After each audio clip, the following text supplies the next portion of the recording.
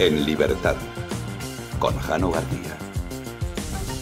Damas y caballeros, ¿qué tal? ¿Cómo están? Sean bienvenidos a esta noche del 4 de febrero de 2025. Como ya es habitual, empezamos con cuestiones judiciales. Y es que hoy, dos malas noticias. Una para Pedro Sánchez y su mujer, y otra para José Luis Ábalos y compañía. Porque el Supremo ha citado a José Luis Ábalos, a su hijo, a Jessica, que ya saben que es la novia, amante, querida, como ustedes lo quieren llamar, de José Luis Ábalos, la del piso que le pagaba al Dama, y al jefe de gabinete de Hacienda. Y además, en un auto demoledor, obviamente esto no lo puede afirmar, pero sí que deja ver que hay muchos indicios de que se sobornaba a ministros del gobierno español a través del pago de, vamos a decir, señoritas. Que esto cada vez coge más fuerza. También le ha dado 10 días a Víctor de Aldama para que recopile todos esos datos que él decía tener de ese pago que hacía como un pago en especie de, oye, pues mira, yo te consigo esto, pero a cambio tú me mantienes a la novia, me pagas los pisos. Y esto que Víctor de Aldama lo denuncia en numerosas ocasiones, no solo José Luis Ábalos, sino también Ángel Víctor Torres, uno de ellos implicados, que ayer decíamos, pensaría que esta semana él no le iba a tocar. No, pues sí. Y esto es el Supremo, ¿eh? Ángel Víctor, aquí la acusación popular, por mucho que Sánchez intente limitarla, lo va a tener complicado, igual que José Luis Ábalos. Que algunos decían, no, seguro que llegan a un acuerdo Sánchez con Ábalos. Pues el acuerdo al que puedan llegar, decían, hay una estrategia conjunta entre Koldo, sí, lo que ustedes quieran, pero es que el Supremo no va a llamar y les va a preguntar, ¿qué pongo en la sentencia? ¿Qué habéis acordado? ¿No? Y el Supremo está acorralando a toda la cúpula gubernamental. Muchos ya no están en el gobierno, pero no hay que olvidarlo que lo han estado, algunos de ellos todavía sí, que son ministros actualmente. Ayer conocíamos los casos de los mensajes de Reyes Maroto con Víctor de Aldama, exministra. Cada vez están más acorralados. Luego también hay una noticia interesante, y es que el juez del Supremo, ha pedido a la UCO que investigue el patrimonio de Ábalos. Que esto es otro tema. Claro, muchos dicen, bueno, pero es que todo esto lo tendrá en República Dominicana y va a ser casi imposible de descubrirlo porque ya sabemos que República Dominicana, pues bueno, uno de sus éxitos es, oye, aquí no decimos ni mu y nadie sabe muy bien quién tiene dinero y cuánto tiene. Pero, de momento, es lo que ha pedido el juez. Otra noticia en relación a temas judiciales lo encontramos con los mensajes, que en este caso publica en exclusiva el diario The Objective, de Koldo, que demuestran que Ábalos tenía hilo directo con Teodoro Obiang. Dice, bueno, pero Guinea Ecuatorial, sí. Ya saben que lo de soluciones de gestión al principio decían, no, nosotros en un país africano habíamos estado trabajando, o sea, es una empresa solvente. Y dices, es que esto se extiende mucho más de lo que uno pueda pensar. Otra de las cuestiones, en este caso relacionada con la mujer del presidente, es que han imputado a la asesora de Begoña Gómez, que ya fue a declarar como testigo, bueno, pues ahora imputada. Así empieza la cuestión judicial. En la parte política, hoy el gobierno salía en tromba tapando todo esto, bueno, utilizando el rollo este de Jenny Hermoso, el que yo no voy a dedicar ni un segundo a comentar el tema porque es que es nauseabundo y es, bueno, disparate mayúsculo. Con razón se está esforzando la PSOE en que esto sea el tema y que todo el mundo está hablando de ello para no centrarse en esto, claro. Están encantados. O sea, el hecho de que haya un juicio por algo que vieron nuestros propios ojos, que esté diciendo que esto fue una agresión sexual, o sea, lo que demuestra es el nivel de delirio colectivo en el que habitamos. Pero bueno, el gobierno utiliza esto por un lado y también la reducción de la jornada laboral, que ya saben que cuenta con un amplio apoyo en la población española, de esas encuestas que se han ido publicando, preguntando a los ciudadanos, en torno al 70% está a favor de la reducción de la jornada laboral. Y claro, esto se reviste siempre de puro sentimentalismo, que es, a fin de cuentas, lo que ha utilizado la ideología woke a lo largo de estos últimos años, que por suerte luego vamos con este dato, un motivo para la esperanza, los jóvenes cada vez compran menos. De hecho, ¿se acuerdan que decían, oye, que los jóvenes de 16 años puedan votar? Y cuando han visto el resultado de las encuestas y a quién votan, han dicho, bueno, ya si eso lo miramos otro día. Pero bueno, es el sentimentalismo barato el que nos venden. Recuerden qué es lo que decía Yolanda Díaz cuando alguien se mostraba en contra de la reducción de la jornada laboral. No lo puedo comprender, porque en nuestro país, primero, necesita una buena noticia, pero segundo, somos el país que más crece de la OCDE. Está creciendo la productividad por encima del 2,5%. Y me lo va a permitir, estamos hablando de reducir la jornada laboral media hora al día. Es que es casi ser de mala persona. Decirle hoy a la gente trabajadora en nuestro país, decirle que se niega a reducir la jornada media hora al día. Bueno, pues esto es lo que decía Yolanda Díaz. Si estás en contra de la reducción de la jornada laboral, eres mala persona. Yo debo ser una persona terrible porque evidentemente estoy en contra. Pero claro, aquí hay varios factores. Podemos utilizar los datos, porque claro, Yolanda Díaz dice este dato de la productividad y algunos dirán, oye, pues fenomenal. Aquí hay varias cuestiones. No por trabajar más es más productivo. Esto hay que tenerlo presente. Un trabajador alemán, vamos a poner, un agricultor, da igual, alemán, suizo, francés, ¿trabaja más, se esfuerza más que el ugandés? No necesariamente. No. Lo que ocurre es que es más productivo. Y no tiene por qué trabajar o esforzarse más. No. La productividad es otra cosa. Claro, esto hay que tenerlo muy en cuenta cuando hablamos de la reducción de la jornada laboral. Pero claro, el tema de la productividad en España tenemos un problema muy grave. Yo comprendo que esto no esté en la agenda política, desgraciadamente, porque estamos pues, en los disparates, en las Jennys y a ver si las señoritas de los ministros, ¿quién las pagaba? Pero hay un dato que es demoledor. En España, desde que comenzó el siglo XXI, acumula un retroceso del 7,3%.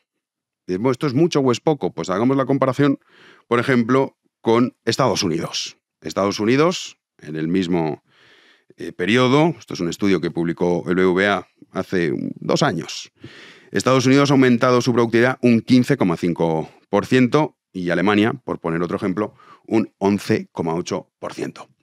Claro, ¿esto qué es lo que refleja? Pues que en España tenemos un problema muy serio en relación a la productividad. Si ya vamos con la cuestión de los datos, es que es disparatado proponer esto. Pero si vamos con la cuestión de si está bien o está mal, lo que es evidente es que aquí hay varias cuestiones. La primera de ellas es ¿quién es Yolanda Díaz? ¿Quién es Yolanda Díaz? Y algunos dirán, ¿lo ha votado el pueblo? Me trae sin cuidado. Para determinar las horas que tiene que trabajar un ciudadano. Porque es posible que haya un ciudadano que diga, no. Oye, yo quiero trabajar más de 40 horas a la semana. Y habrá otros que dirán que no, que quieren trabajar menos. Estupendo. Yo no tengo ningún problema. Ahora bien, que los caprichos, pues claro, aquí nos gustaría a todos, bueno, yo me aburriría personalmente, pero yo comprendo que habrá gente que diría, oye, a mí me gustaría dedicarme a la vida contemplativa y tener 20 millones de euros en el banco. Pues vale, puede ser, fenomenal. Y habrá gente que no le gustará trabajar lo más mínimo. Estupendo. Sí, yo no tengo ningún problema con eso. El problema está en que ¿quién va a pagar ese caprichito? No van a ser las grandes empresas. Las grandes empresas, evidentemente, tienen solucionado el asunto y tampoco les genera gran impacto. Ahora, el grueso de las empresas en España, que son pequeñas y medianas empresas, más del 99%, esas les va a suponer un roto. Me dice, oye, pero ¿y ahora yo qué hago? Hay que doblar turnos, quizá tengo que contratar a otra persona, con los costes que eso conlleva, empresas que ya están siendo asfixiadas. Yo no sé, Yolanda Díaz, la riqueza que ha generado. Bueno, sí, ninguna. Lo que está claro es que el país lo levantan esos trabajadores. Que siempre cuando uno habla de empresarios parece que ellos no trabajen. No, son los que más trabajan. Son los que están 24/7. Los que no tienen un horario. Los que están todo el día pendientes de su negocio. Los que además arriesgan su futuro. Porque un trabajador hoy puede estar trabajando en una empresa, la empresa quiebra y se puede ir a otra. Ahora, el empresario que ha quebrado, no. Las deudas no se van a otra. Se las queda él. Y estos son los que hay que perseguir. Y estos son a los que les va a afectar esta medida tan maravillosa que cuenta, y esto hay que decirlo así, porque es la verdad, con el respaldo de la mayoría de la población. Pero ya es del todo injusto que alguien nos diga las horas que podemos trabajar. Y ya, si a eso le sumamos que encima el capricho de Yolanda Díaz, y aplaudido por la inmensa mayoría, lo tiene que pagar otro, la injusticia es todavía mayor. Esto es algo que hemos normalizado, que incluso nos digan las horas que podemos trabajar. Y si a ello le sumamos que estos que se dan golpes en el pecho y diciendo ahora escucharemos a Yolanda Díaz de nuevo el día de hoy en las noticias con Juan Andrés Rubert y también en la tertulia hablaremos de este asunto. Claro, estos te venden el rollo de que mira, esto es estupendo, es fenomenal. Sí, bueno, no lo es. Porque si lo fuese, si son tan buenas personas, oye, ¿por qué una reducción de 2 horas y media a la semana? ¿Por qué no directamente no trabajar? Eso te convertiría en bellísima persona. Que es el mismo rollo que el salario mínimo. Oye, si esto es tan estupendo, aumentar el salario mínimo, ¿por qué no lo subes a 3.000 euros al mes? No serás mala persona, Yolanda Díaz. ¿O es que acaso sabes que las políticas que estás aplicando son nocivas, pero que es un daño, bueno, que se puede asumir? Lo cual no es cierto. Solo mire la cantidad de personas y la cantidad de empresas que han tenido que cerrar en los últimos años. La cantidad de autónomos que hay. El número cada vez es menor. ¿Cuál es el objetivo final? Crear una red clientelar, una sociedad que esté única y exclusivamente al servicio de lo que se escriba en el BOE. Y eso, queridos amigos, lamentablemente, no es una sociedad libre. Y algunos hoy aplaudirán, pero me temo que el final del camino no va a ser en absoluto agradable. Pero bueno, una buena noticia dentro de todo esto es que los jóvenes, estas encuestas que se han ido publicando este fin de semana y también durante estos días, cada vez son más fachas, que dicen la izquierda, es que fíjate lo que ocurre con la juventud, las redes sociales están pervirtiendo a la juventud. Bueno, en concreto, en esa intención de voto por edades que se ha ido publicando en diversos medios de comunicación, con esas encuestas, entre los 18 y los 24 años, el partido más votado es Vox, con el 27%. Le sigue la PSOE, con un 15%, y el Partido Popular, incomprensiblemente, Alberto Núñez Feijóo no genera entusiasmo en los jóvenes, ¿quién lo iba a imaginar? El 11%. Entre los 25 y los 34 años, el partido más votado vuelve a ser Vox, con el 19%, seguido de la PSOE con el 18% y el Partido Popular con el 17%. De hecho, Vox, conforme va aumentando la edad, pues recibe menos apoyo. ¿Qué nos quiere decir esto? Pues nos quiere decir que hay, les guste o no les guste, un cambio. Motivos para la esperanza. Unos jóvenes que es verdad que todavía, pues dentro de esa rebeldía casi natural de la juventud, no comulga con el establishment. Y que, aunque parezca mentira, son mucho más libres que los adultos, porque todavía no están en el círculo vicioso. Vivir de tus padres te otorga mayor libertad. Mientras que luego, posteriormente, cuando uno acaba trabajando, quizá en el sector público, y la nómina es María Jesús Montero la que te la sube o te la baja, pues ahí hablamos de otra cosa. Pero lo cierto es que hay un cambio. Hay un cambio y sobre todo hay motivos para la esperanza. ¡Comenzamos!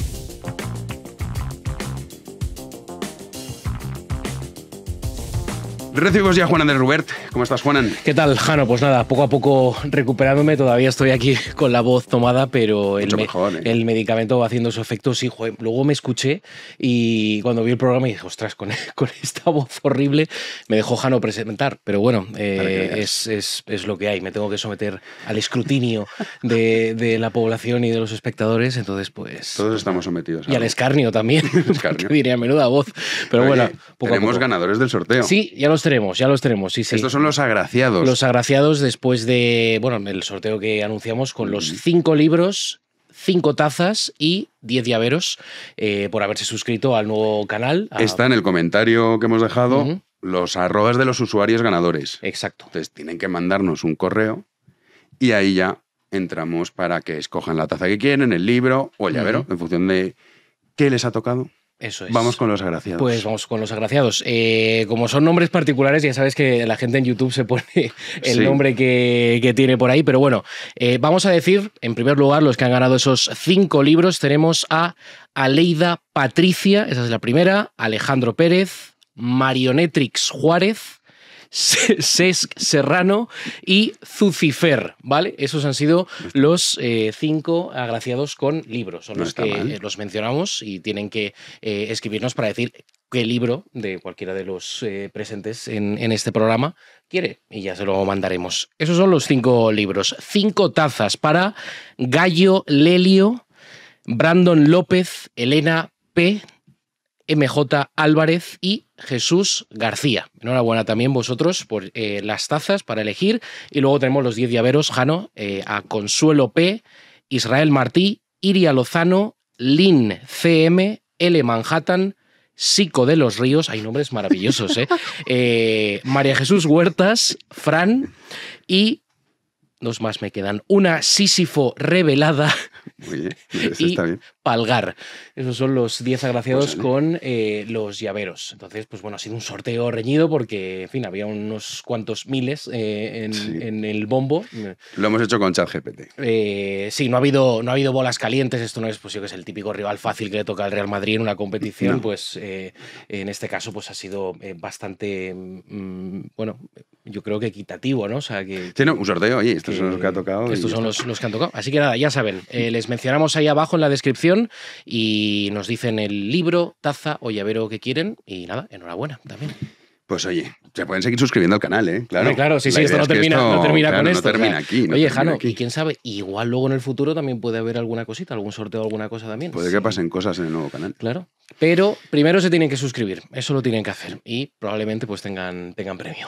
Lo que también van a pasar cosas no buenas es en las pequeñas y medianas empresas, que es la inmensa mayoría de las empresas en España, con la reducción de la jornada laboral, que ya está, ya la tenemos aprobada. Los pequeños empresarios van a ser los que tienen que asumir toda esta fiesta. Hombre, que se ha montado Yolanda Díaz, que decía que, pues, bueno, que era un día histórico, tal. En fin, la he estado escuchando esta mañana y digo, madre mía, la que se nos viene por delante, pero bueno, se ha salido con la suya. La tertulia, sí, lo comentamos y se ha salido con la suya. La ministra de Trabajo en ese tira y afloja constante en los últimos meses entre el Ministerio de Trabajo y el Ministerio de Economía para aprobar esa reducción de la jornada laboral. Se van a pasar de las 40 horas semanales a las 37,5 horas. Se impone ese criterio de pico y pala mostrado por Yolanda Díaz, que al final pues obtiene el premio en esa guerra interna con el ministro Carlos Cuerpo. La vicepresidenta y ministra de Trabajo dice que esta medida va a servir para modernizar el país, así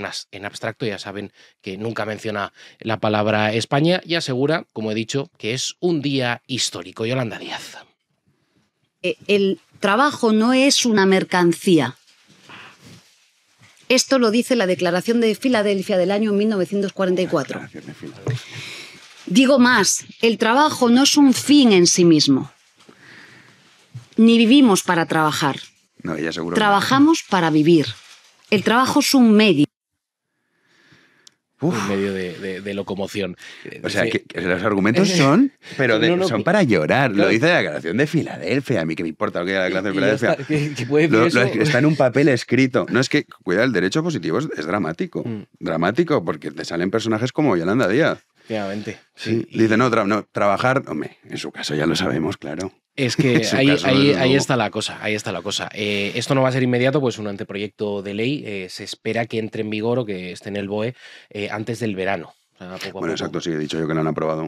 Bueno, no, claro, sí, pero que obviamente, o sea, queda todavía el trámite parlamentario, etcétera, en fin, como todas las leyes, pero bueno, que ahí está la cosa, se ha dado ese paso. Vamos con Pan y Circo, segunda parte.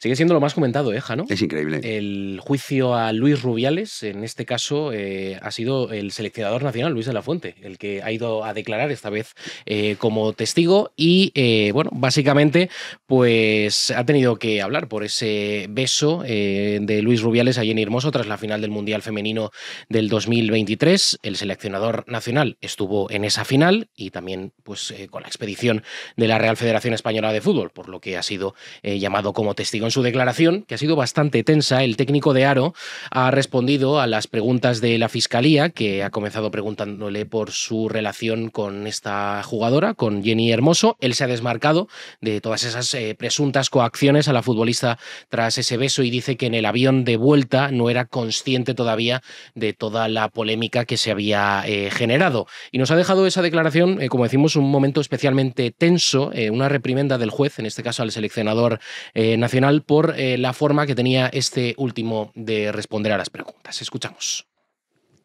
¿Usted estuvo en la asamblea extraordinaria? No creo que yo no vengo para hablar de ese tema, creo. Perdón, usted viene a hablar de lo que se le pregunta. Perfecto. Uno no elige de lo que va a hablar. Viene como testigo a responder a lo que se le pregunte. Si lo sabe, lo sabe. Si no lo sabe, no lo sabe. Correcto. Si estaba, estaba. Si no estaba, no estaba. Si se acuerda, se acuerda. Y si no se acuerda, pues no se acuerda. Pero contestar a lo que se le pregunte. Con la obligación de decir la verdad. Correcto. Continuemos. ¿Usted estuvo en la asamblea extraordinaria? Sí.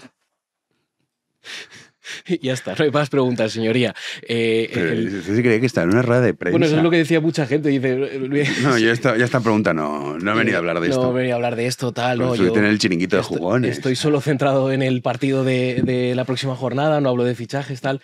Pues bueno, cosa bien distinta pues es estar frente a un juez que, por cierto, lleva 2 días maravillosos. Porque flipando. Está así, además, como ¿no? Un poco hacia atrás.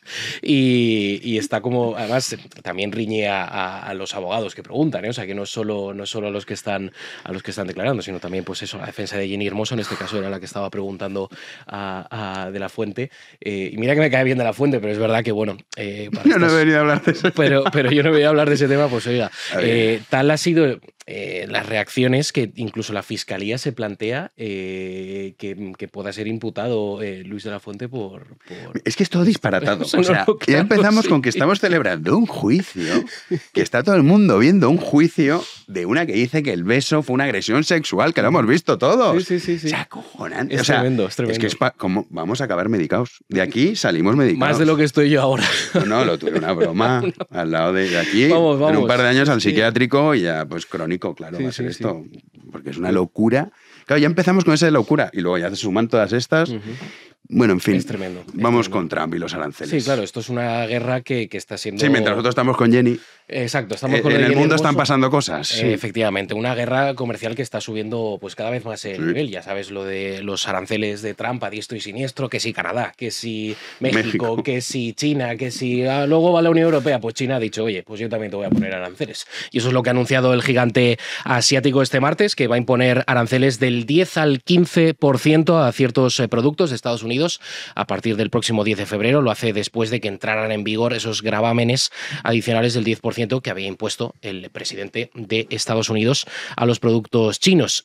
China, recordemos, controla la mayor producción en el mundo de tierras raras, es decir, de minerales escasos pues que son imprescindibles para el desarrollo tecnológico y militar. Trump ha empezado, como bien saben, pues con esa imposición de aranceles a varios países, los ya mencionados, México y Canadá. En estos casos, en estos dos, los ha congelado durante un mes a cambio de un acuerdo para reforzar las fronteras comunes contra la inmigración irregular y el narcotráfico. Y también ha amenazado Trump a la Unión Europea, ha dicho que será la siguiente, pero no se preocupen, que aquí está Ursula von der Leyen, la presidenta de la Comisión Europea, que ha dicho que en fin, que tenemos que plantar cara. Escuchamos.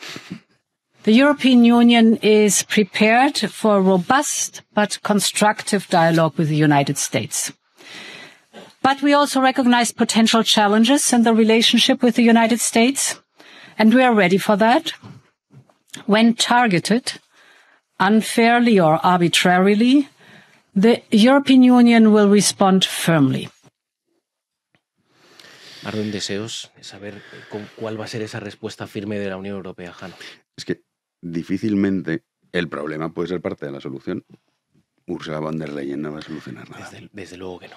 No es algo que imponga mucho, la verdad. No. Ni ella ni la Unión Europea. O sea, que no es solo ella. Sí, o sea, que es... Precisamente por personas como ella, que han convertido a la Unión Europea en lo que es hoy en día. Pero bueno, lo contaremos porque esto de Trump va a ir para... Así está el patio, sí, así está el patio. Pero vamos, que desde luego la guerra comercial va a ser potente. Sí, o sea, Trump no va de farol, es pura estrategia, pues no sé, proteccionista, llámalo como quieras, pero esto va a dar de que hablar mucho. Lo contaremos. Ahí estaremos. Nos vamos a la tertulia. Recibimos ya a nuestro querido Pedro Insua. ¿Qué tal? ¿Cómo estás? Muy bien, pues aquí estamos con las estrategias. Las estrategias. Sí, ahora hablaremos de estrategias políticas. Exactamente, sí.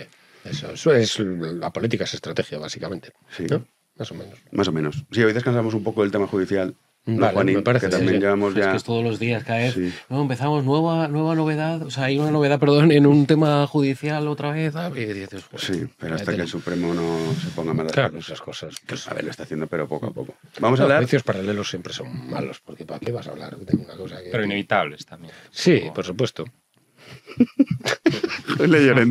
Ya sabes que yo lamento también, como Pedro, la judicialización de la política, la lamento, porque mientras dedicamos nuestros esfuerzos a hablar de Ábalos y sus corruptelas, de Sánchez y sus corruptelas, de Begoña Gómez, etcétera, etcétera, no hablamos de lo importante. Hoy sí. Hoy sí, espero que sí. Claro, vamos a hablar del pendulazo. Hoy vamos a hablar sobre el ser. Bueno, no es la idea. Y sus atributos. Eso para la taberna. Fenomenal. Álvaro Bernat, ¿qué tal? Muy bien. Tenemos cosas que contar. Sí, ¿las cuentas tú? ¿Las cuento yo? ¿Qué quieres? ¿Lo que lo diga yo? Bueno, dilo tú y luego lo desarrollo. Parece que vais a casar. No me jodas. Por Dios. ¿Cómo hemos superado? Que yo sepa, ¿no? Uno nunca ha casado ya en este mundo de locos. Esta parte se puede recortar. Aquí no cortamos nada. Como hemos superado los 300.000 suscriptores, ya estamos por encima de 305.000. Está el canal nuevo, pero ya adelantamos que había también otra sorpresa. Y es que Álvaro Bernat va a tener su propio programa aquí en Big One, programa de entrevistas, cuyo nombre es Cara a Cara, cada 2 semanas. Y ahora ya te puedes explicar un poco cómo lo estás haciendo. Bueno, el objetivo es contactar con gente interesante, me faltaría más, ¿no? Sobre todo para abstraernos un poco del día a día, que es lo que comentamos siempre, y poder tocar pues, cuestiones más profundas con más detenimiento.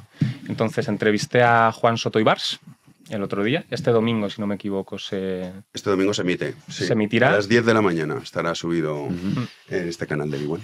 Y no puedo adelantaros quiénes van a ser los siguientes, pero os van a gustar. Tengo esa... ¿Estáis de acuerdo? Sí, a mí me has dicho 2 nombres y me parecen muy molones. Yo también los conozco y bien.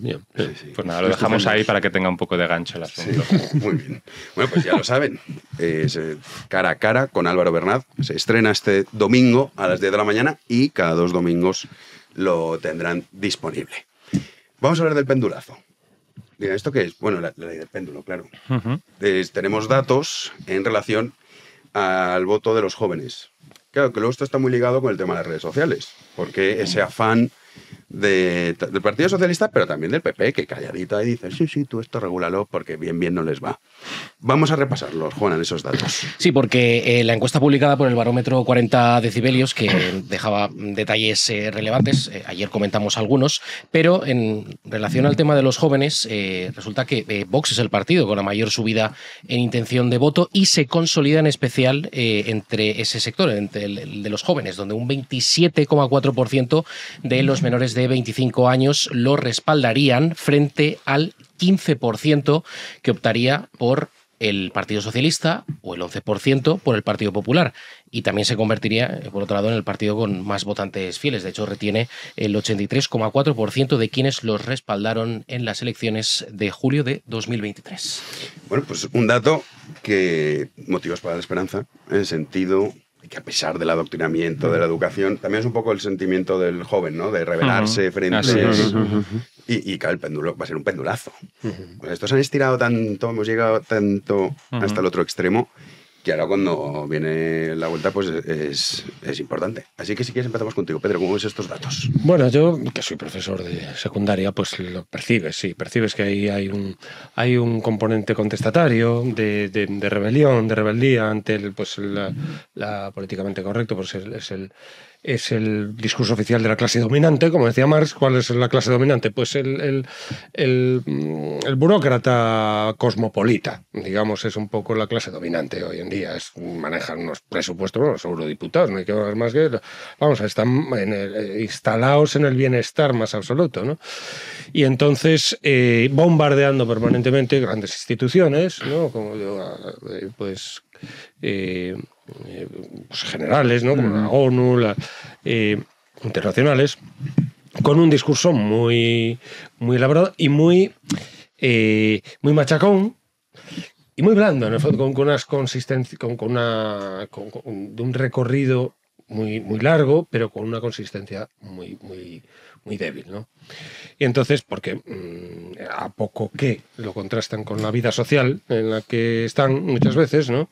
Pues bueno, pues ya se produce cierto hartazgo. Hartazgo, lo que pasa es que es una palabra que yo suelo... A mí la psicología nunca me gusta para explicar...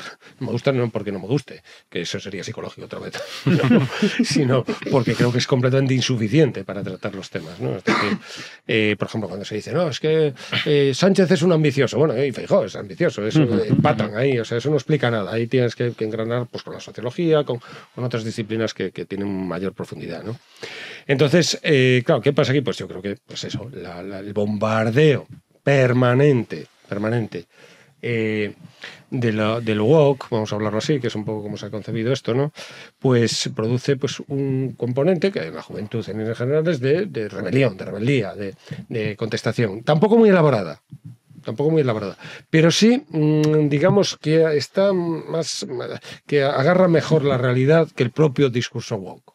Esa respuesta más o menos reactiva, ¿no?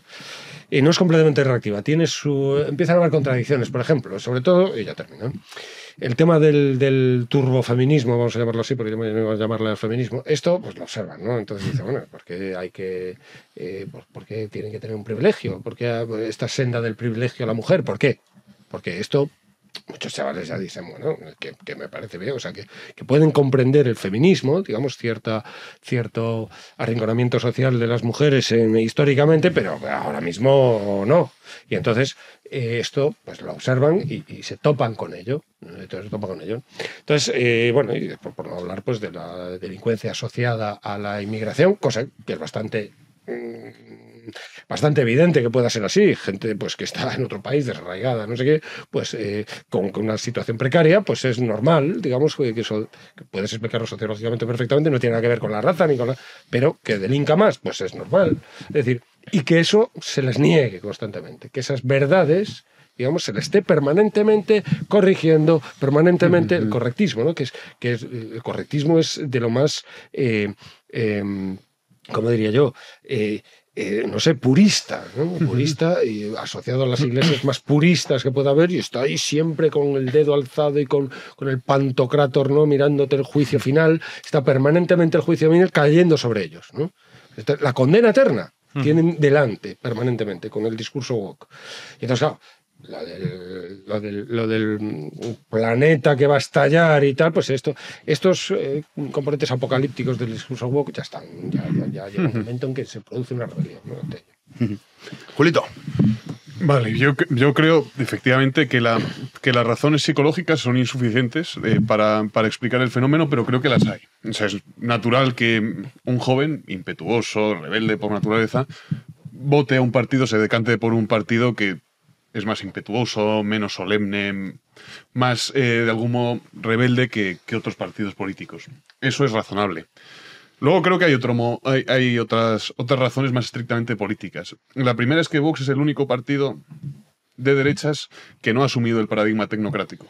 Paradigma tecnocrático que quizá estimule a personas sexagenarias, pero no puede, por su propia naturaleza, estimular a un joven precisamente por las razones psicológicas que apuntaba antes. Luego está la cuestión que apuntaba Pedro de la realidad. ¿Se coincida o no con la respuesta que da Vox a determinados problemas? Tenemos que coincidir todos en que los reconoce como problemas. No soslaya la realidad, no la obvia como la obvian otros partidos políticos. La inmigración es un problema y Vox lo reconoce como problema. Eso lo distingue de los demás partidos políticos, que niegan que la inmigración, por ejemplo, sea un problema, o que niegan las consecuencias de la ideología de género, etcétera, etcétera. Y luego hay un tercer motivo, que es la desconfianza hacia las instituciones. Desconfianza que, frente a lo que dicen algunos, es razonable. ¿Por qué? Porque las instituciones han traicionado al pueblo. Ya no procuran su bien, sino que en muchas ocasiones conspiran contra él. Con lo cual veo razonable. Luego hay un motivo adicional, que es el de el conflicto intergeneracional. cosa harto indeseable en cualquier comunidad política, pero que hoy es una realidad. ¿Por qué? Porque los jóvenes han empezado a percibir que en muchos asuntos hay un juego de suma cero. Si los pensionistas ganan, nosotros perdemos. ¿Qué han hecho PP y PSOE hasta ahora? Centrarse en complacer a los pensionistas. Con lo cual los jóvenes se sienten desamparados. Yo diría que Vox es el partido más popular entre los jóvenes a pesar de su torpeza. A pesar de su torpeza. Tenemos un tema, vamos, que clama al cielo como la vivienda, que Vox trata, al que Vox dedica una minucia de su tiempo, una mínima porción de su tiempo. Todo lo centra en la inmigración. Si Vox dedicase más tiempo, consagrase más tiempo a hablar de la vivienda, probablemente esta popularidad se incrementaría. ¿Por qué? Porque es otro problema que el resto de los partidos del que hablan, pero para el que no proponen ninguna solución. Y además están deslegitimados para proponerla, porque llevan gobernando muchísimo tiempo y no han hecho nada para atacar el problema. Alvarito. A mí esto no me sorprende porque aunque no dé clases yo a gente joven, adolescente y demás, sí que tengo un hermano pequeño y con él lo he podido comprobar. O sea, yo cuando iba al instituto, digamos que lo políticamente correcto era ser pues más o menos socialdemócrata, pues eso, sanidad, educación y ese tipo de historias, y el que se salía del tiesto era el que le miraban mal, y sin embargo yo he podido comprobar con mi hermano cómo, vamos, ha habido un pendulazo radical porque las ideas populares, entre sobre todo los adolescentes, son las contrarias, y yo creo que aquí la clave es lo que ya he mencionado, que es el componente de la rebeldía. Hombre, yo no quiero infravalorar el sistema de pensamiento de los adolescentes, pero todavía no está muy elaborado, todavía les falta mucho por experimentar, mucho por saber. Entonces yo creo que esa reacción, quizás si hablamos de gente un poco más mayor, de 20 y pocos años, ahí sí que hay un discurso más elaborado, pero entre los adolescentes, donde yo también percibo esta corriente, creo que no tiene tanto que ver con, pues eso, unos sostenes filosóficos que haya detrás y que impugnen esto u otro, porque realmente no conocen todavía bien eso, porque todavía, pues en fin, son muy jóvenes, sino que tiene un componente de rebeldía, sobre todo a modo de reacción, Normalmente, también por cosas que a mí me han contado los profesores que suelen tener, porque pertenecen a otra generación, pues son más progres, por así decirlo. Sí, sí. Esa progresía también cristaliza en el programa educativo. A mí, por ejemplo, mi hermano me contaba, y yo alucinaba, que el libro obligatorio que tenían de lectura no sé qué trimestre era el de Greta Thunberg. Y entonces lectura al final... Lectura edificante, donde las haya, por supuesto. Joder. Y entonces a lo mejor los adolescentes no tienen todavía un discurso muy asentado, muy elaborado, pero sí que se cansan. Y precisamente porque buscan rebelarse frente a lo que se les trata de imponer con calzador, que es lo que se hace, dicen que es lo contrario a lo que esta profesora o este profesor me lleva diciendo y calentándome la cabeza desde que puse un pie en el instituto. Miran al panorama político, Vox, pues sea Vox. Y entonces no me sorprende precisamente por eso, porque si la juventud es rebelde por naturaleza, porque creo que es así, tratar de insistirles machaconamente en ciertas ideas, paradójicamente o no tanto, al final yo creo que termina provocando el efecto contrario al deseado. Yo creo que hay dos cosas aquí. O sea, el estado de la opinión de los jóvenes, por qué tienen esa opinión general, y por qué Vox puede ser atractivo. Segunda cosa, por qué Vox puede ser atractivo. ¿Qué representa Vox? Que es un poco lo que estaba diciendo Julio, como que sirva de revulsivo, que es un poco lo que buscan. O sea, en Vox ven cierto revulsivo frente al resto de partidos, ¿no? Que están como en el sistema, ¿no? Vox es un partido, pues un poco como Trump y tal. O sea, digamos que rompe un poco con esas. Tiene un componente más provocativo, a lo mejor, que ellos un le gusta. Exacto. Porque es lo que pretende. Provocativo y provocador. Y entonces, claro, aquí nos encontramos efectivamente con una institución educativa, hay que darse cuenta del componente pues, de presión, que significa la educación. Naturalmente, la educación se ha dulcificado, digamos, como institución, pero la educación es una manera de encorsetar, claro que sí, ¿no? We don't need no education, ¿no? Leave the kids alone, que decía el muro de Pink Floyd, ¿no? Entonces deja a los niños en paz, porque la educación tiene un componente de dirigir, naturalmente. Sobre todo el aparato del Estado está pues redirigiendo a unos animalillos que acaban de salir y son animalillos. Es decir, de la zoología tienen que pasar a la antropología, y eso implica normas de bueno, esto Freud escribió mucho sobre ello, y mal orientado, me refiero, muy bien escrito, eso sí, muy psicológico precisamente. Bueno, el caso es que el complejo de Edipo, menudo fantasía. Entonces, tiene un componente de represión, sencillamente es lo que estoy diciendo, ¿no? Y entonces, claro, aquí cuando el profesorado está permanentemente... Tú estás en una junta de profesores, una sala de profesores, en un claustro de profesores, y la opinión que se destila, que se manifiesta, es la progresía. Hay alguno con una ideología semejante a la de Trump, Vox, etcétera, esta corriente, ¿no? Que ahora pues la nueva derecha, como queréis llamarle.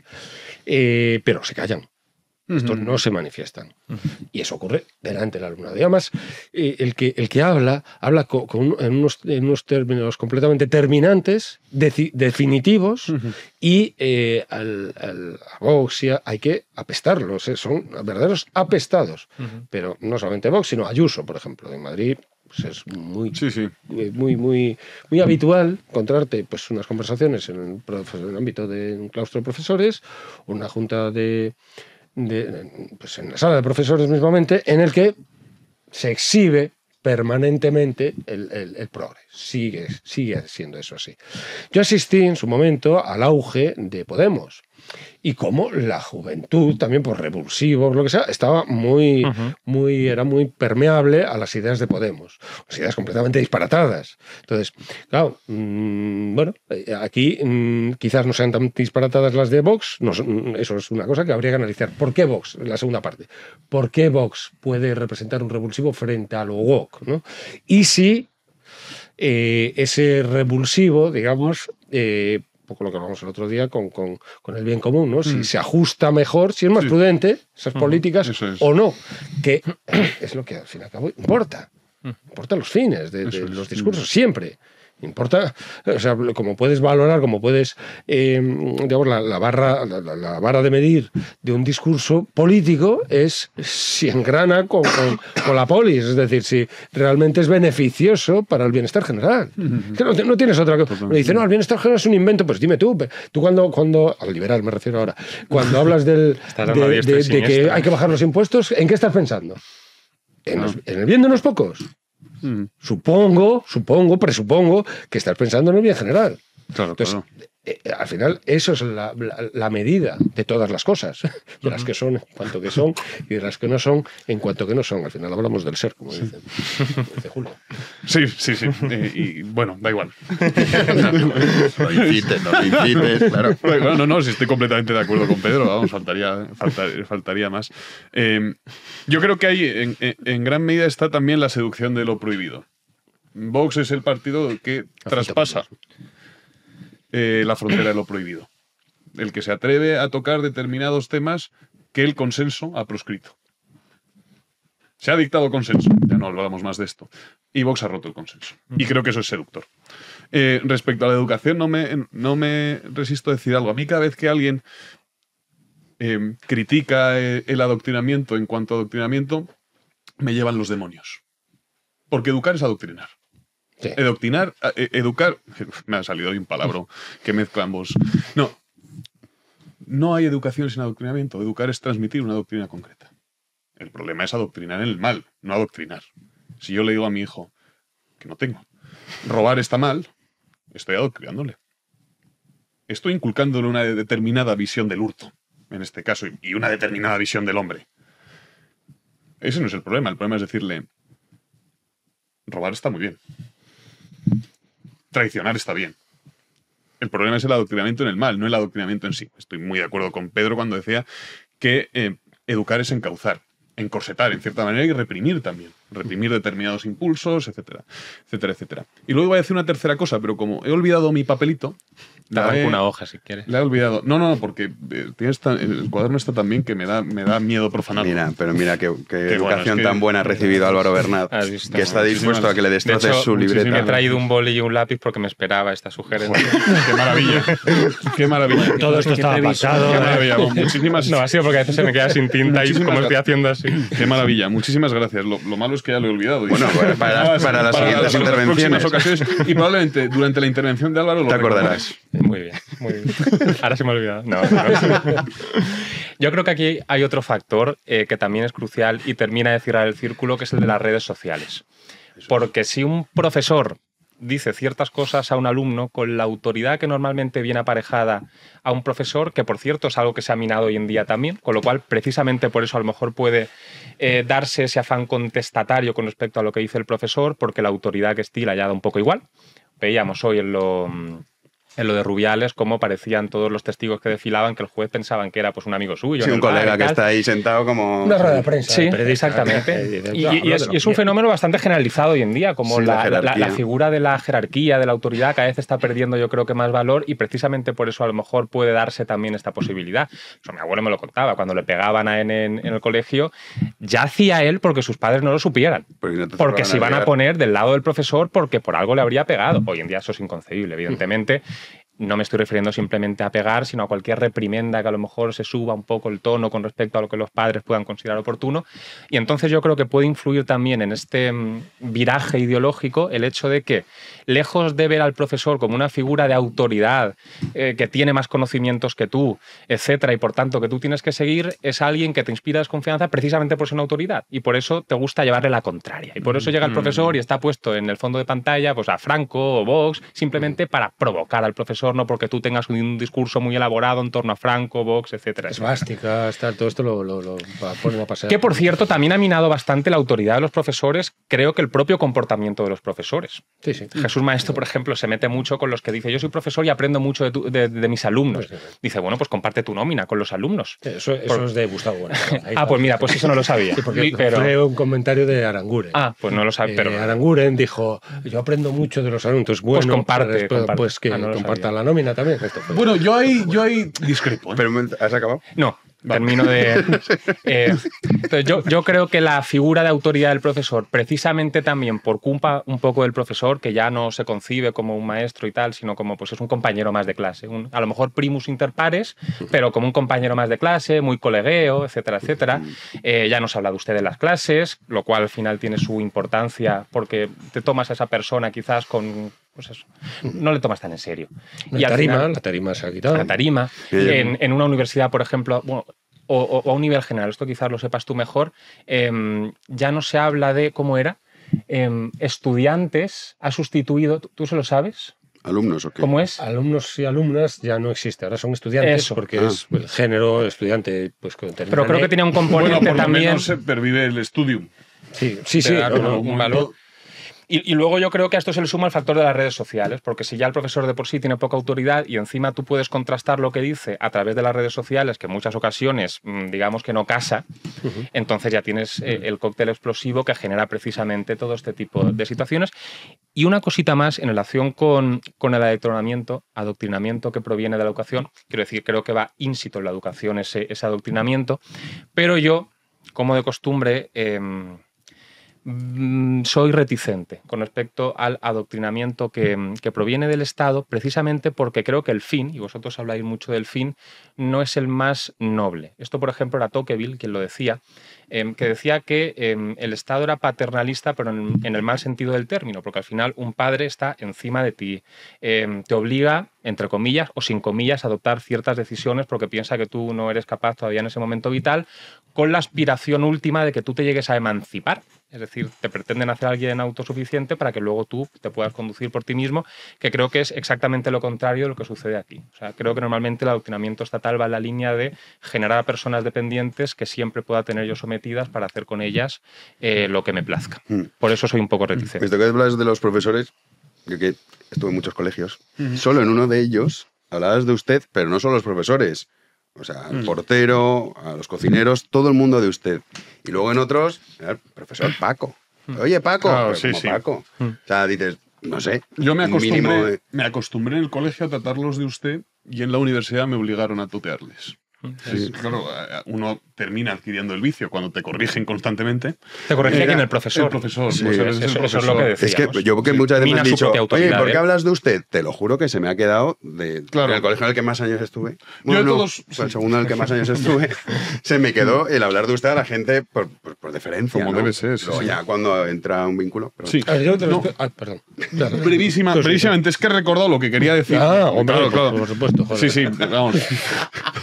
No, y lo que quería es... A ver qué dices ahora, ¿eh? No, claro, yo creo que es interesante. Es cómo seguir suscitando despertando este entusiasmo entre los jóvenes cuando uno accede al poder. Porque claro, ahí tienes que conciliar la rebeldía con la gestión de las cosas comunes. ¿Y contra quién te rebelas? ¿Contra ti mismo? ¿O sigue habiendo un sistema que maneja los hilos por detrás? Claro, entonces esa me parece una pregunta interesante. ¿Pueden los partidos que despiertan entusiasmo en la oposición, precisamente por su rebeldía, por su oposición al sistema, seguir despertándola cuando son cuando participan del sistema? Eso pasó Podemos. Yo creo que el hundimiento de Podemos va por ahí, ¿no? Pablo Iglesias en un discurso que era contestatario. Eso es. En cuanto se instalan las instituciones, no tiene nada que hacer, pero porque está envenenando su propio discurso contestatario. Pero yo creo que fíjate que no fue tanto por las instituciones, sino porque tú estabas diciendo, no, yo quiero vivir aquí en mi piso de Vallecas y lo primero que hay que comprarte una mansión con piscina. No, por eso, porque es un discurso de trinchera. En cuanto salen de la trinchera, después, en cuanto tenía todas sus decisiones, podía instrumentalizar el Estado para tomar esas decisiones, siendo presidente del gobierno, no sabía qué hacer. Estaba, porque no tenía un programa político en condiciones. Porque ¿qué fue el podemismo? Pues un entrismo y un arribismo siendo perrito faldero del separatismo. Esto fue Podemos. Fue porque ya está prácticamente ahí marginal. Por eso digo fue, aún está ahí. Haciendo lo mismo, la misma basura política. Entonces, claro, esto estaba anunciado ya, ¿eh? Esto quien no lo quería ver no es que no lo quería ver, porque esto estaba anunciado desde el 15M, esta historia, más o menos. Entonces, claro, cuando tú pides como elemento contestatorio más democracia, ¿qué coño significa eso? Más aún. Más aún. Yo no me resisto a decir algo sobre los profesores que aprenden de sus alumnos. Creo que tan perniciosa para la autoridad tan pernicioso es el abajamiento como la soberbia. Como la soberbia del profesor que dice, yo no tengo nada que aprender de vosotros, voy a transmitir mi información y ustedes asúmanla como quieran. Yo creo que precisamente esa soberbia también menoscaba la autoridad. En el sentido de que es una ostentación de poder. Y yo diría que el verdadero maestro reconoce que puede aprender de sus alumnos en una misteriosa inversión de las jerarquías, en una escandalosa inversión de las jerarquías. Y el maestro es el que escucha a sus alumnos y está dispuesto a reconocer que el más ignorante de ellos, el más pueril, el más infantiloide de ellos, le puede desvelar una verdad a la que no había accedido antes. Y creo que eso no menoscaba su autoridad, al revés, la engrandece. Sí, no estoy de acuerdo. La engrandece. Eso es cierto. Y estoy totalmente de acuerdo, pero creo que siempre y cuando se dé un matiz que es el que no tengo tan claro que hoy en día se esté aplicando. Eso es correcto, pero creo que la presunción es que el maestro es el que sabe. Claro, bien. Y que el alumno es el que tiene que aprender. Por eso he dicho escandalosa inversión de las jerarquías. Claro. La jerarquía está. Y eso, pues puede admitir prueba en contrario, pero el punto de partida, la presunción es que el maestro es el que sabe y el alumno el que aprende. Eso es lo que yo no sé si se está respetando hoy en día. No, se está respetando porque las propias disciplinas siguen funcionando. Y es la propia, aquí volvemos un poco al objetivo, ¿no? Es decir, eso se impone porque el maestro sabe. O sea, porque el profesor sabe matemáticas. Y entonces, en cuanto se produce la didáctica de las matemáticas, pues eso se impone y sigue funcionando, pero y ahí un poco matizando lo que decía antes Julio, ahí si adoctrinamiento es, digamos, de alguna manera que existan ciertos componentes ideológicos en la doctrina que están impartiendo, pues entonces no tiene por qué ser adoctrinar, enseñar, o enseñar a adoctrinar. Quizás son cosas diferentes. Cuando estamos hablando de determinadas disciplinas completamente que están neutralizando precisamente la ideología. Bien, sí, claro, de acuerdo. De matemáticas, de las ciencias potentes, incluso la historia y demás, que ahí no tienes por qué comprometerte ideológicamente. Puedes, de hecho, si hay algo de verdad en la historia es porque desbordas la ideología. Entonces, a través de lo que... Totalmente, estoy de acuerdo. Entonces, de los reliquias y los relatos que decía precisamente Gustavo Bueno otra vez, ¿no? Entonces, si tu discurso histórico está atenido a lo que es la categoría histórica, pues no tienes por qué tener compromisos ideológicos. O puedes desbordarlos o romper con ellos. Entonces, yo defiendo esa idea, porque la ideología tiene que ver con la política, con convictio política y tal. Entonces, y hay una diferencia. O sea, tú cuando instrumentalizas la historia políticamente, deja de ser historia. Claro. Deja de ser historia. Entonces, la historia tiene su categoría. Entonces, quiero decir que no solamente está en la enseñanza frente a la doctrina en ese sentido. Yo creo que la doctrina no tiene por qué tener este componente ideológico. Claro, eso es. No tiene un concepto de doctrina. Pero si lo tuviera, las disciplinas de las ciencias humanas tampoco tienen por qué tener tanto compromiso doctrinal o ideológico. Sí. Entonces, y ahí se impone. La educación se termina imponiendo, porque las generaciones siguen aprendiendo cosas, a lo mejor pues de una manera, no sé, ahí puede haber... Yo que tengo una experiencia de 25 años en la educación, pues hombre, termina saliendo la gente adelante. Hay un componente de autodidactismo también importante, pero están los libros, está todo, o sea, el instituto no solamente es el profesor, hay unos libros que tienen una solidez de lo que tiene un libro, de la palabra escrita, que eso pues que trasciende las generaciones, ¿no? Nosotros leemos a Platón, que murió hace 2500 años, entonces eso implica cierta... Bueno, todo esto está influyendo ahí, por supuesto, y sigue funcionando. Ahora, la pregunta que yo me hacía al principio, que era de estos dos elementos, ¿por qué hay un revulsivo en la juventud contra lo woke y por qué quizás Vox es capaz de concitar, de atraer ese revulsivo? ¿Qué tiene Vox? ¿Qué puede tener Vox? ¿No? Yo creo que Julio ha apuntado ciertas cosas, yo creo, muy importantes, pero claro, hay una serie de verdades que dice Vox, como las que dice Trump, es decir, ahora resulta revolucionario casi, ¿no?, el decir que hay dos sexos, masculino y femenino. Entonces, claro, eso no es una verdad doctrinal, tampoco es una verdad biológica. No ideológica ni teológica, como sin embargo a veces pretenden también los de Vox, es decir, no, esto es la tradición, no es la tradición, la biología, que el sexo es polar, no es un espectro, no que puedas elegir aquí, o que no está asignado por el médico. El sexo es una realidad biológica. Entonces, claro, entonces cuando los jóvenes, claro, perciben esas contradicciones en el discurso dominante, pues claro, quien le ofrece una alternativa y además sólida, pues claro, y ahí Vox tiene razón.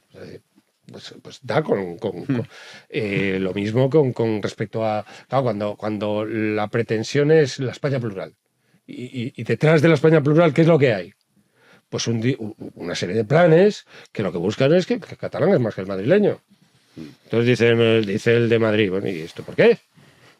¿Esto por qué? ¿De dónde sale esto? ¿A qué viene? ¿Por qué va a tener más derechos que yo? Incluso en Cataluña, también hablamos de los jóvenes, o sea, estamos haciendo en cambio el tema de Vox, pero también en Cataluña, que también coinciden esos datos, obviamente, hay una reacción de gente joven que no es afín al independentismo, al secesionismo. O sea, que también se está produciendo esa reacción positiva, incluso en zonas... Sí, hombre. No podemos decir lo mismo en el País Vasco. Y a la que la oposición... Porque en el País Vasco es verdad que esto no está... Y a la que la oposición tradicional, constitucionalista, al secesionismo le suscita, vamos, un bostezo. Sí, ¿no? Claro. Porque están en la ideología. Vamos a ver, cuando el PP, esto lo hemos comentado varias veces, ¿no? Cuando el PP, porque hay un culpable importante desde el punto de vista partidista, el PP. El PP es muy culpable de que esto sea así, digamos, tirando piedras contra su propio tejado, en buena medida, ¿no? Es decir, cuando el PP se baja los pantalones ante, por ejemplo, todo yo lo que conozco más, ¿no?, que es el galleguismo. Es decir, no ofrecen una... Claro, esto tiene que ver también con el Estado autonómico. Es decir, ¿el Estado autonómico qué procuró? Pues darle un jueguecito con el aspecto de Estado a las distintas regiones, darle un aura estatal, entonces como si fuera un Estado con un gobierno autonómico, el gobierno, que le llaman en catalán, en el caso de Cataluña, ¿no? Gobierno. Un Aquí lo pronuncia con la U, el gobierno. El gobierno, sí, además lo hacen con acento. Ya, sí, el gobierno. Y después un parlamento que tiene la pretensión, en la apariencia, entonces todo es ideológico, que es representativo de una soberanía regional, cuando soberanía y región son conceptos incompatibles, como círculo cuadrado. Una región no puede ser soberana por definición. Porque la soberanía, según Bodino, es indivisible. Es la totalidad, es indivisible. Entonces, concepto pernicioso el de soberanía, pero bueno, da igual. No, yo creo que no. Ahí estamos en contra. Pero bueno, para intentar meter temas. Yo creo que no. Pero bueno, soberanía... Yo estoy más de acuerdo con la soberanía de la escuela hispánica y también de Altusius. Sí, pero la soberanía soprano, que tiene la misma soprano, es la más alta instancia. ¿A qué otra instancia puedes apelar si no es al Estado? Yo soy ateo. Claro, habría otra instancia más alta, que sería la instancia que es representada por el poder eclesiástico. Pero tú, para reclamar tus derechos, ¿a dónde acudes? ¿A qué instancia acudes? No puedes acudir más que al Estado. Claro. No puedes acudir más que el Estado. No hay otra instancia mayor. Decidme algo, alguna instancia mayor. Entonces, sí, termino, porque me he ido un poquito con el tema que sacaba Julito. No, entonces, yo sé que cuando a Pedro le pongo el capote... Entro fácilmente. Es un no duro, uno especialmente duro, que compromete la integridad del torero. Ya, bueno, yo qué sé. Y entonces, el PP se ha jugado este juego. No es que ha jugado, es que es uno de los principales jugadores. No es que haya jugado, que se haya dejado. No. Es que ha sido uno de los artífices de este juego. Entonces, ¿qué es? Claro, ¿qué quiere el separatismo? No, nosotros no queremos jugar. Nosotros queremos un Estado, de verdad. Esto es un Estado para nosotros. Entonces, claro, han dado ese paso y el propio Estado autonómico le ha servido le ha acompañado completamente de comparsa en esto. Entonces, ahora cualquiera les dice, no, es que en realidad no lo sois. En realidad no sois un Estado. Eso es muy difícil. Entonces, claro, en esta dinámica, pues es muy difícil, ¿no? Pues que Vox, cuando rompe, como sirve como revulsivo, pues ahí tiene razón también. Es decir, hay dos elementos en que tiene razón. Es decir, es que el Estado autonómico, la autonomía, no es una soberanía. Y entonces pues hay que liquidar a los partidos separatistas, hay que deshacer el Estado autonómico, porque el Estado autonómico es una invitación al separatismo. Alvarito. Yo es que creo que el error de partida, que lo comentábamos antes de empezar, es suponer que el objetivo del PP es el bienestar de España. O sea, yo creo que eso es un error. O sea, al final, y esto es una cosa que comentábamos el otro día en la tertulia también, quizás pueda ser yo muy realista o cínico aquí, creo que no.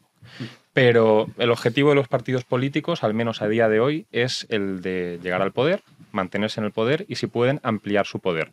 Y a partir de aquí las ideas son cosas secundarias. Es decir, abrazaré una idea en la medida en que me permita llegar al poder, la rechazaré en la medida en que me aleje del poder. Yo creo que así es como funcionan y creo que así es como funciona también al PP, y desde esta óptica se pueden entender muchas cosas que si no son incomprensibles, que yo creo que es precisamente lo que aplica aquí.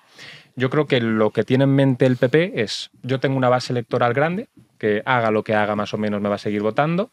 Ya las nuevas generaciones no le van a seguir este juego, pero a día de hoy yo creo que sí que funciona así. Y sin embargo, esta base electoral que es amplia no me da para tener el poder hoy. Necesito engrandecer mi poder electoral para poder gobernar.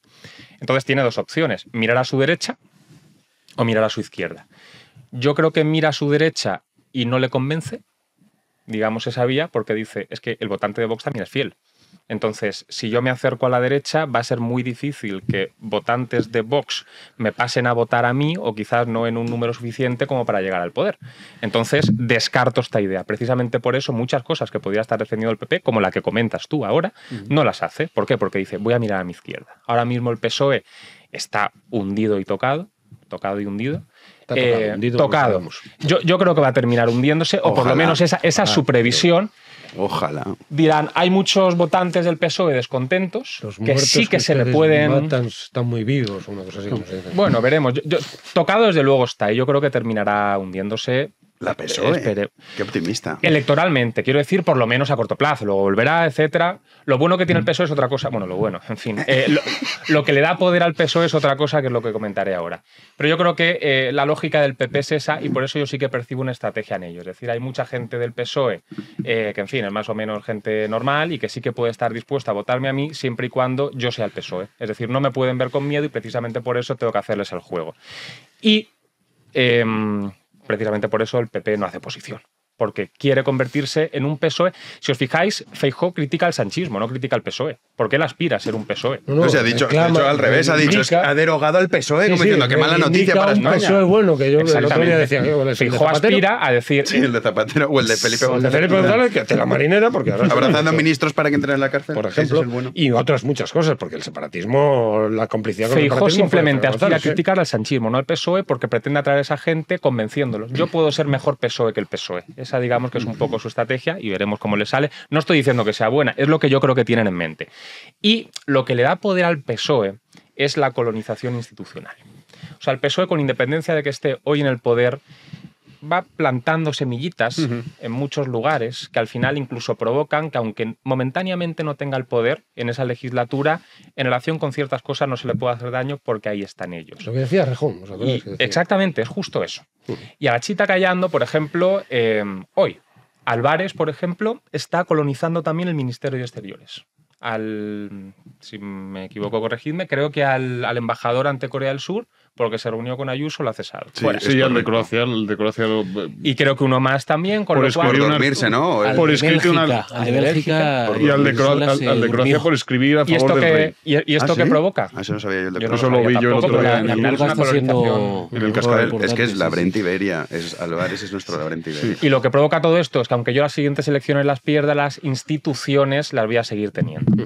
Yo lo que veo en el PP, y estoy muy de acuerdo con lo que decía Álvaro, es dos concepciones equivocadas de la política. Una la comparten con el resto de los partidos políticos. La concepción cratológica de la política. El poder es el centro. No es el poder para algo, no es el poder orientado a un telos, sino es la búsqueda del poder en sí mismo. Y digo que la comparte con el resto de los partidos porque creo que la dinámica de los partidos políticos invita a eso. Prácticamente condena a los partidos políticos a conducirse así. La segunda es una concepción más propia del PP, que es la concepción tecnocrática.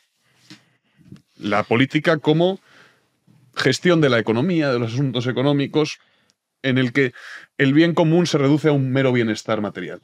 Ya no hay una concepción, Julio, ya no hay una idea de lo bueno. Perdón por interrumpirte, Julio, un matiz pequeñísimo. Si se limitase el PP a ser puramente tecnocrático, no le seguiría el juego en relación con cosas puramente ideológicas. No están en contra de la violencia de género, por ejemplo. O sea, yo creo que se prestan también a esa cuestión ideológica. Ser, pero por asenso. O sea, no es un debate que fijen ellos, no. Es un debate que asumen. ¿Por qué? Porque no se preocupan por él, lo creen inocuo. Aunque no lo sea, aunque sea muy dañino, ellos lo creen inocuo. No les preocupa. ¿Por qué? Porque lo verdaderamente importante... pensemos en cualquier tertuliano pepero, y lo puede suscribir, en cualquier político, lo verdaderamente importante son las cosas de comer. Digo, oiga, pues no solo. Sí, son cosas importantes, pero no solo. Hay otros temas que la política debe atender.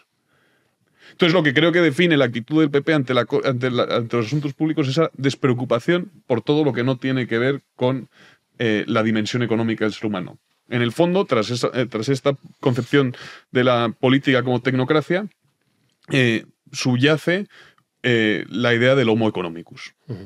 Lo que no es económico nos da igual. Nos da igual. Y eso es imposible, por otro lado. Porque la economía es política y más vuelvo a tener razón. La economía siempre es política. Siempre está envuelta, está canalizada políticamente. Entonces no hay una economía pura. Eso es una fantasía absoluta liberal. Yo pensaba que el capitalismo florecía espontáneamente. Claro, sí, no. Y el comercio. Es una exigencia de la naturaleza humana. El otro día Álvarez decía... En realidad es humano el comerciar. Sí, claro. El comerciar sí, pero es que el capitalismo no es comerciar. Bueno, pero es uno de los cuartos. No solo es, pero parte. Su esencia no es el comercio. ¿Cuál es?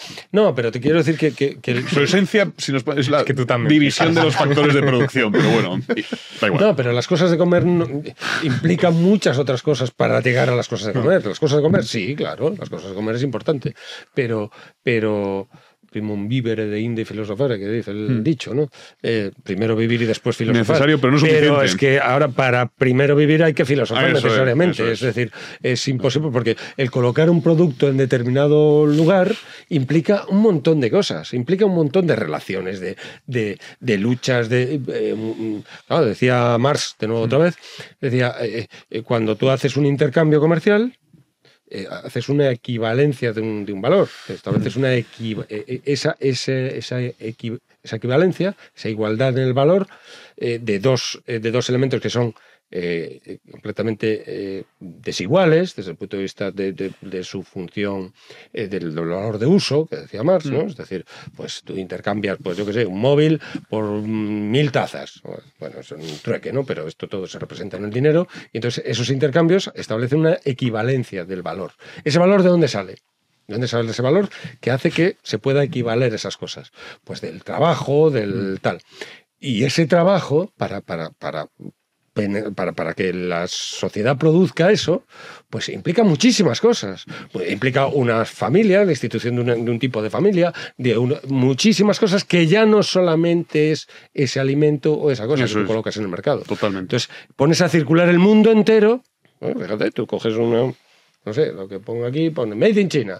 Fíjate todo lo que implica para que yo tenga esta prenda. Maravilloso. Es el milagro de la humanidad. Por supuesto. Pero que pones a circular... Pero ¿a quién le agradeces esa prenda? ¿Cómo? ¿A quién le agradeces esa prenda? A muchos, a la humanidad. Claro. No se le agradeces a nadie, por tanto. Claro. No. Una de las ventajas del mundo, que no quiero romantizar, porque cada época tiene sus cruces. Y es así. Y no tenemos muchas. No ha habido mundos perfectos. No, la perfección no puede nacer de la imperfección. Eso es. Y menos de un ser herido por el pecado. Que sería imperfecto, aún así imperfecto, en tanto que creado, en tanto que criatura. Pero bueno, da igual. El problema es que no hay a quien agradecerle los alimentos, las prendas de ropa, etcétera, etcétera. Una de las ventajas del mundo antiguo, del medieval o del mundo moderno, incluso, es que uno tenía a quien agradecerle los alimentos, las prendas de ropa, etcétera, etcétera. Sí, pero no es por eso ese quien existía. Incluso a la vaca, le podía agradecer a la vaca sus pero no por ello existía. A la vaca concreta. La vaca sí, Mira, sí existía. Hablabais de cruces que tenemos en esta época. Yolanda Díaz no es una cruz menor, ¿eh? No. Muy pesada.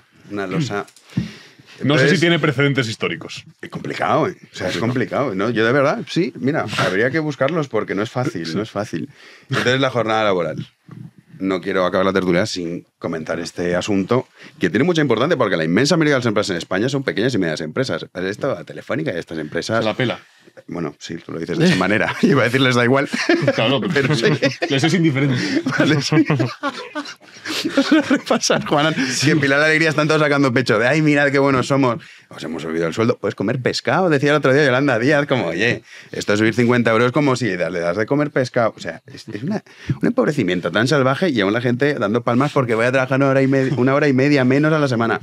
En fin, Juanan, por favor. Sí, en la rueda de prensa posterior al Consejo de Ministros, el Gobierno, pues como decía Jano, ha sacado pecho por esa aprobación de la reducción de la jornada laboral de las 40 horas semanales a las 37,5.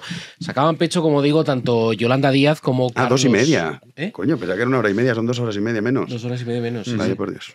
Vale, ya está. Ya lo siento. Esto era lo que tenía que decir. Pues bien, sacaban pecho tanto Yolanda Díaz como Carlos Cuerpo, sí, que han estado pues meses enzarzados en una guerra interna, y también la propia Pilar Alegría, la portavoz de Moncloa, que también hablaba de jornada histórica tras esa reducción de la jornada laboral. Así lo expresaba Alegría.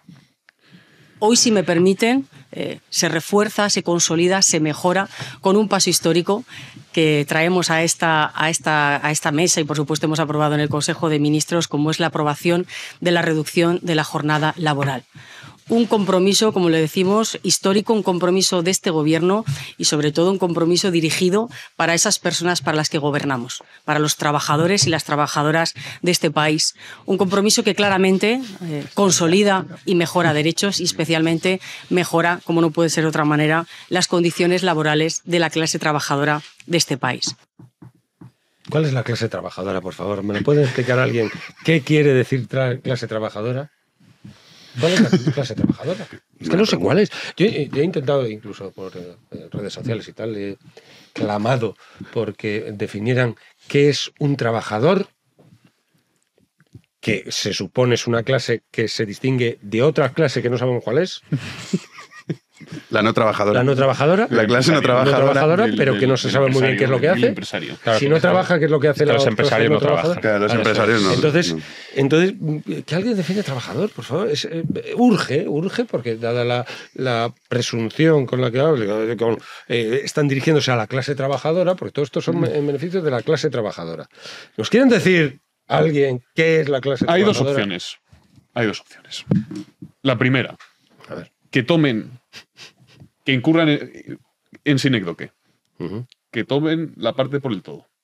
Es decir, que definan al hombre por su condición de trabajador. Y por tanto se dirijan a la universalidad de los españoles, al común de los españoles. La Segunda República, que era lo que decía la Segunda República. ¿No? La Constitución de la Segunda República era una república de trabajadores. Claro. Pero que eran todos, eran los ciudadanos. El paradigma esto del homo faber. Pues no es así. Al hombre no lo define su condición trabajadora. Bueno, eso es discutible, pero bueno, pero no lo están diciendo. No. Hay otros que esto no. que tú has dicho no lo ha dicho Pilar. No, claro, pero la segunda opción es que gobiernen para un puñado de españoles. Para un puñado pequeñito de españoles.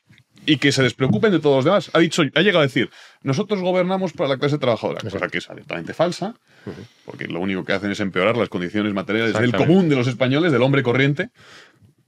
Pero que es muy grave, porque si no creemos que Pilar Alegría incurriese en sinécdoque, que tomase el todo por la parte por el todo, que redujese la esencia del hombre a la condición trabajadora, tenemos que aceptar que gobierna para una parte de los españoles y que se despreocupa de la otra, que la otra excede su competencia. No sé quién gobierna para ellos, pero no yo. No, incluso la otra se mira con desconfianza e incluso con cierto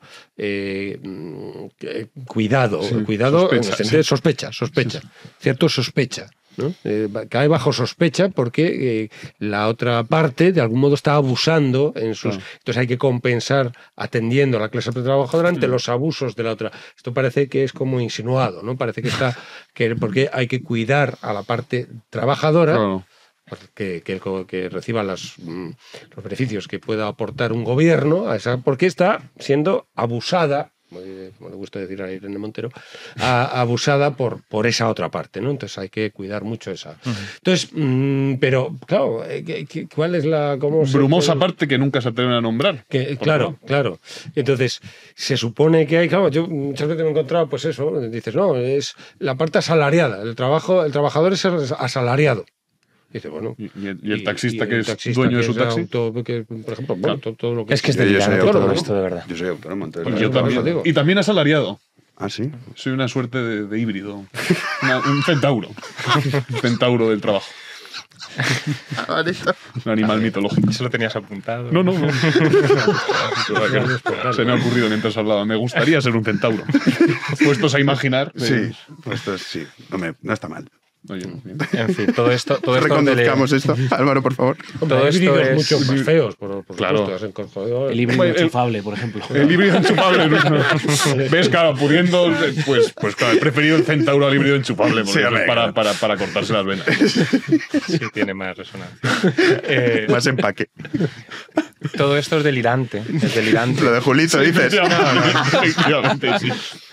La mitología. ¿Habéis que...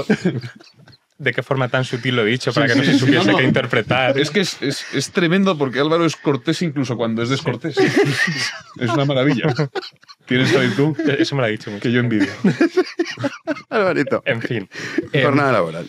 Digamos que detrás de todo esto late siempre una misma idea, que es la leyenda negra antiempresario. En España hemos hecho mucha fuerza por desterrar la leyenda negra española y, sin embargo, creo que queda esta asignatura pendiente porque todavía al empresario se le concibe como un ser demoníaco, absolutamente explotador, sin escrúpulos, que no digo yo que no haya empresarios así, pero también hay trabajadores sin escrúpulos que se aprovechan, en fin, forma parte de la naturaleza humana, no va íncito al hecho de ser empresario, porque también hay trabajadores que se aprovechan. Y esta gente desconoce, precisamente porque nunca ha trabajado, o casi nunca en el sector privado, cómo funciona una empresa.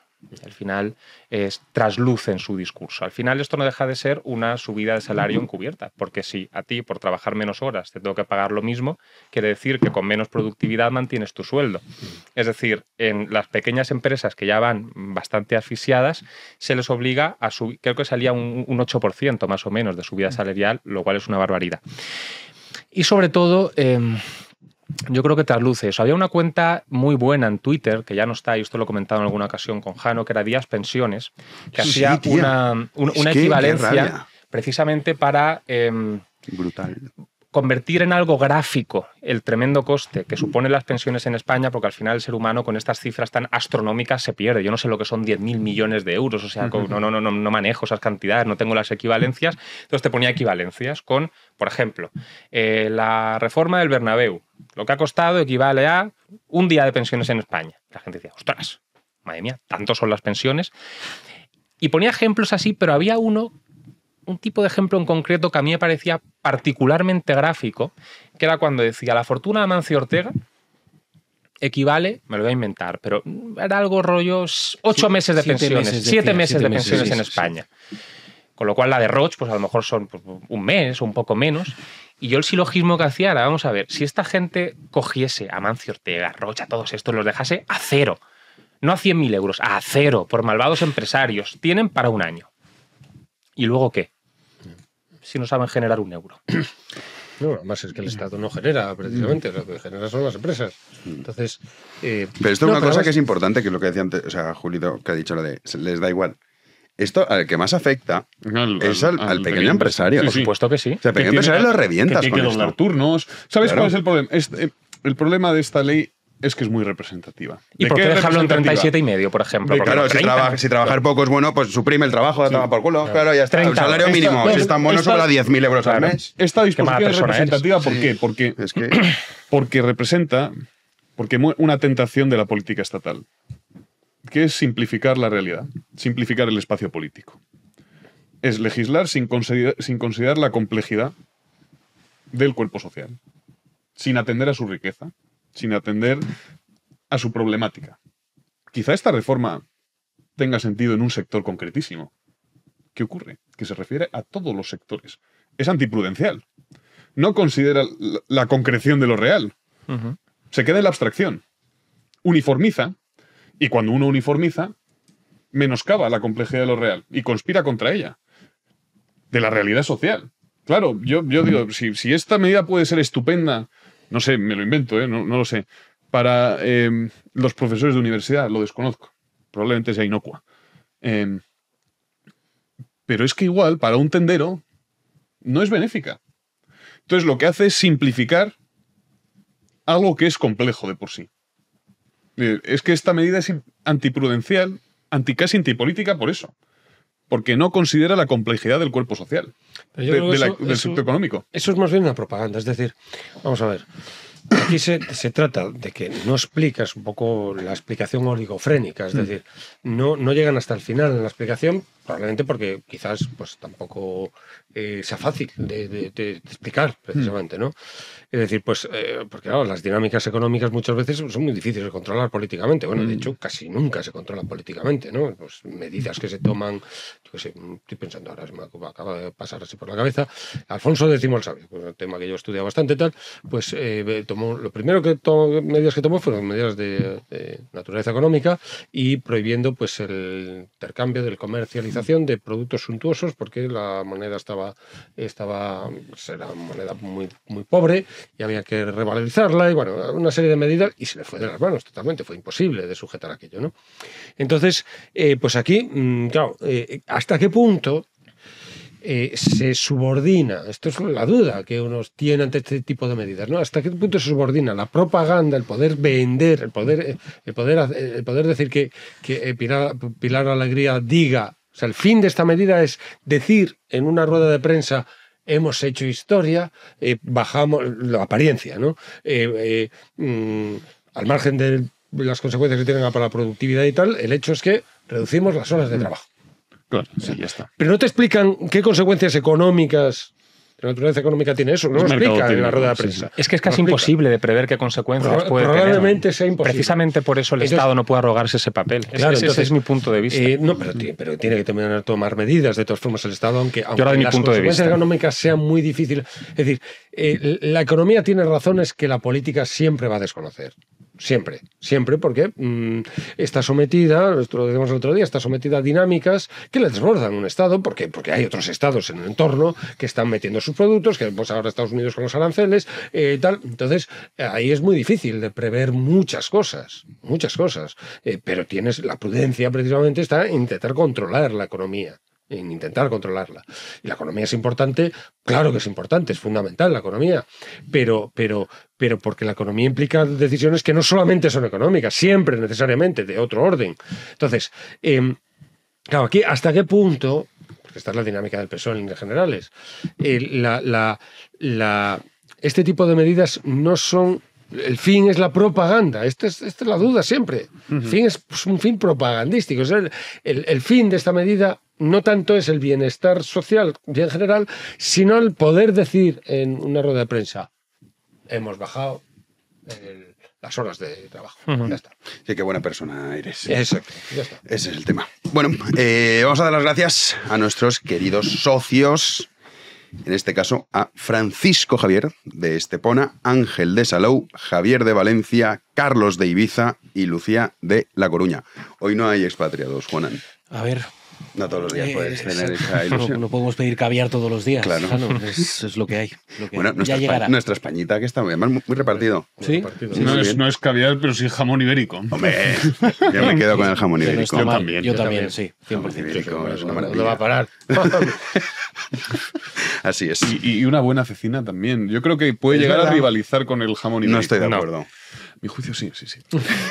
Juicio equivocado. Ya sabéis que soy heterodoxo en todo lo que se puede ser heterodoxo. Estoy de acuerdo, el jamón ibérico. Hombre. A ver, hay cecinas muy ganadoras. Cecinas muy buenas, sí. Y buenos lomos, si es que España es... España es maravillosa. Sí, lo que no está maravilloso es el gobierno. Pero saldremos adelante. Despedimos ya, querido Julito. Este domingo no te vemos en la taberna. No. Te vemos la siguiente. La siguiente. Pero bueno, el martes que viene estás aquí con nosotros. El martes que viene aquí, sí. Alvarito, a ti sí que te vemos este domingo en tu estreno debut en B1 con ese programa cara a cara con Soto y Barça a las 10 de la mañana el domingo. Con unos churros ahí. Eso. Hay entrevistadores que ennoblecen. Y enhorabuena, ¿eh? Joder. Bueno, es que él tenía un programa de... Claro, vamos. Hay entrevistas a ti. Sí, yo vi una que te hizo a ti, Pedro. Lo que pasa es que tú, como eres tan locuaz, yo creo que apenas pudo hacerte 2 preguntas. ¿Qué tal, Pedro? Locuaz es una manera también. Tú también eres... Sí, yo también soy locuaz. ¿Qué tal, Pedro? Y muchas gracias, Pedro. Más o menos así. Eso para el entrevistador es mucho más sencillo. Ponía a escuchar y ya está. Así fue, más o menos. Sí. No, es una maravilla entrevistar a Pedro. Hasta en lo descortés eres cortés, ¿sabes? ¿Qué te pasa? Pues eso, te vemos el domingo. Hasta la impertinencia. Así es. El domingo te vemos en tu estreno, estaremos todos atentos. A ti, Pedro, te veo el martes que viene. Aquí estaré. Y enhorabuena. Insisto. Hombre, ¿A Pedro ya es fijo los martes? Sí, ya. Qué maravilla, qué maravilla. Ya sí. Sí, yo martes. Qué maravilla. Los miércoles han pasado los martes. Sí, los martes. Qué maravilla, eso es maravilloso. Contigo. Y Álvaro también viene los martes, ¿no? Cada dos.